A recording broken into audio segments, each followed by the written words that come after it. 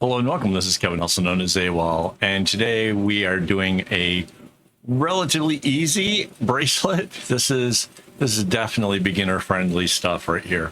What you didn't get to see before the recording started was me getting the strings into the right orders. In order to do this one, half of the strings get traded off to the right and the other half of the right ones get traded off to the left to get the colors set up. That is perhaps the hardest part of this whole thing, is getting the colors into the right alignment. Once that happens, the bracelet itself is, like I said, really pretty easy and beginner friendly. It's a lot like making a candy stripe, except for the middle knot changes direction, and that's it. That's all there is to it. Like, I could just end the summary here and be gone, but no. That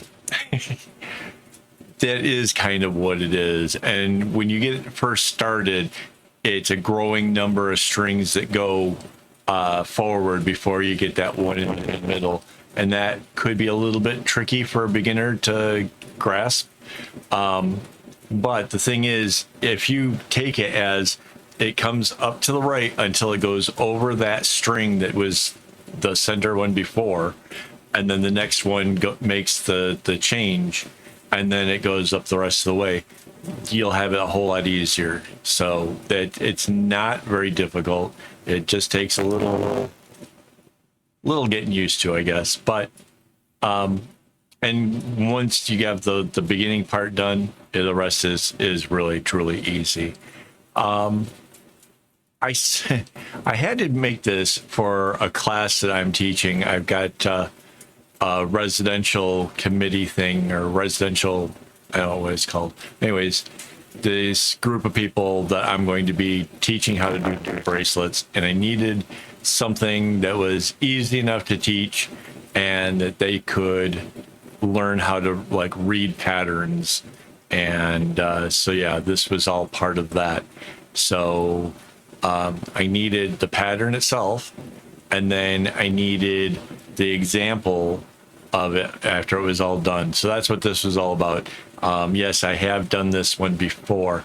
I think, if I'm not mistaken, this might have been in the no pattern, no problem set of bracelets, because this one is really so capable of being done without having to worry about a pattern. But it was nice to go back to it. It's a fun thing, and it has actually inspired me a little bit to mess around with some other stuff that I was working on as well.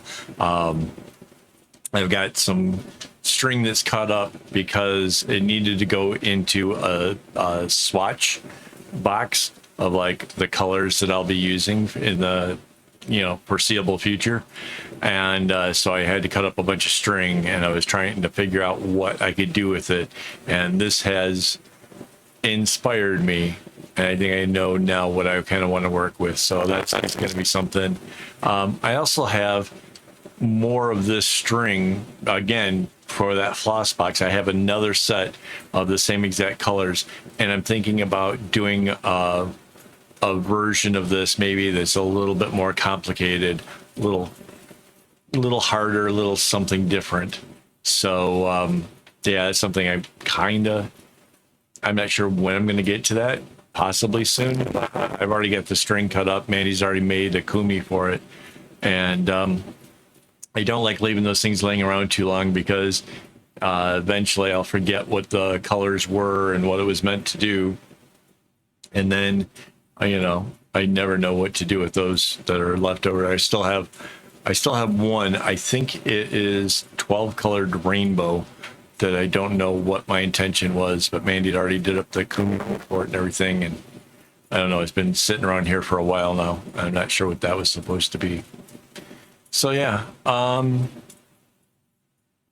because this is 12 colors, it's kind of really fun. I kind of noticed this while making the pattern, but like the purple ones, the 4 dots run right halfway in between the blue and the green.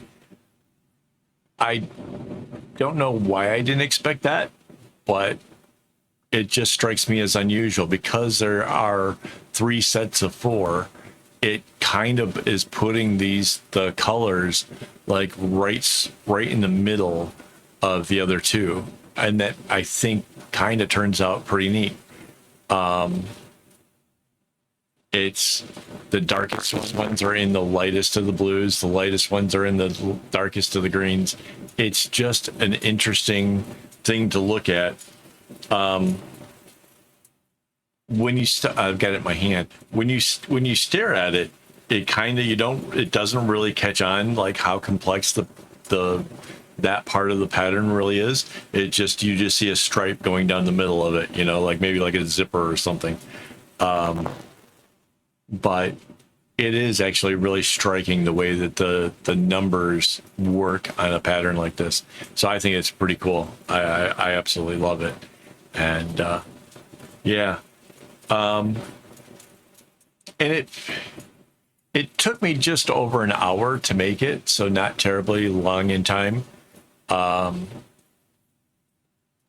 Yeah, it's not a bad bracelet. It's definitely, if you're a beginner and you're mastered the candy stripe and you want to do something a little bit more, this is fun.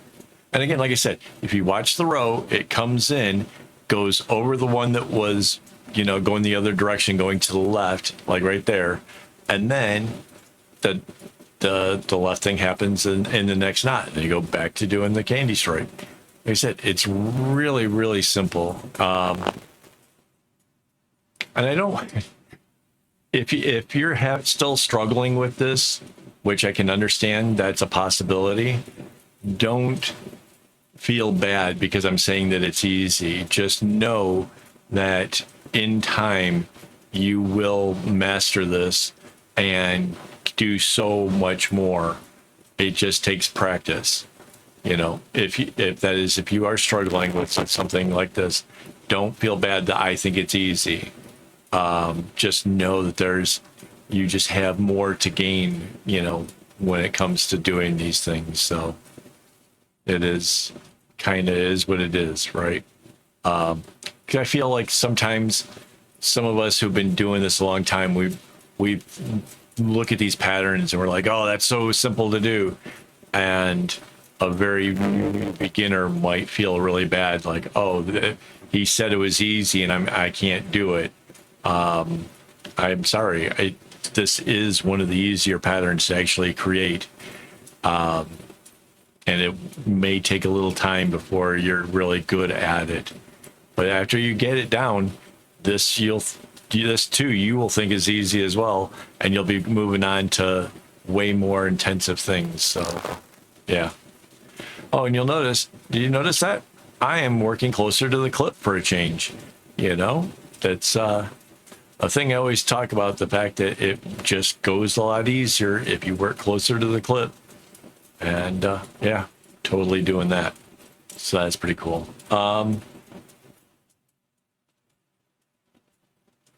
I suppose if you guys have any questions about these, you can leave it in the comments. I'll do my best to respond. If you need to draw like a diagram because your question is so complex, then I would suggest using Discord, because obviously you can't leave photo images in YouTube. So that's kind of a thing. But yeah, Discord works. So yeah. Oh, let me just thank my YouTube members who make this stuff possible. Without their help, I wouldn't have the string to be able to do all these tutorials and have the fun that I'm having with it. So thank you guys so much for that. Yeah, if you want to become a member, it's easy. All you gotta do is hit the join button down by the subscribe there on YouTube. And yeah, you can, it's like $4 USD to become a member. So it's not very expensive, I don't think. Yeah, you'll be able to see videos in advance. You'll be able to hang out on the members' hangouts. You'll be able to see live streams of me actually working on some of these projects and see behind the scenes of what goes on, leading up to me hitting the record button. So a lot of cool stuff there. I don't know how much more there is of this video, but I'll just keep trying to talk to you while it goes. And yeah. So like I said, this is going to be for locals. I'm making a beginner class for locals where it's going to be kind of hands-on. And what I'm most eager to see from it is how I've broken down the different steps of how a beginner might learn how to be able to do this craft. And I'm eager to see if everybody progresses in the way that I imagine they should, and how, like, how enthusiastic they are, I guess, is the part that really I'm looking forward to seeing. Because in the past, I've had people who are very, very enthusiastic. Oh yes, I really want to learn. Show me how you do the thing. And so like I start to show them, and they're like, but wait, I want to make bags. And it's like, well, you need to make a bracelet first, make something smaller. Make sure that you got your tension right, because if you can't get that right, there's no point in using that much string to make a bag or to make something complex. And then when they sit down to actually do this, the easier patterns, or to just do a candy stripe or a chevron or something, they suddenly realize, like, oh, this is hard, trying to get this to the tension to be balanced and everything. That takes practice. And then they gave up. They just like, no, you know what? It's hard work. You do your thing. I'll go find something else. And like, I'm really trying to put together like a syllabus of these lessons where I don't show off the bags and stuff right away. Because I'm afraid that maybe that's part of what discouraged people, because they can't do the big things. I don't know. I'm gonna see if that helps at all. Because yeah, I don't know. I don't know what's the best way to present it to where a person gets started and gets engaged. Like when I first started, the girl who taught me only knew how to do the candy stripe. And immediately I was like, wow, I get to play with string, and this looks really cool. And wow, I want to try more colors and try different combinations of the colors and do fun things with it. And immediately was taken by it. And I don't know if that's because I didn't, I wasn't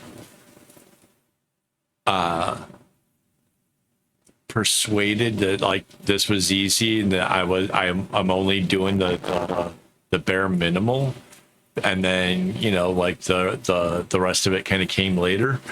I don't know why I took to it so quickly. It could have been as easily as like the ADHD.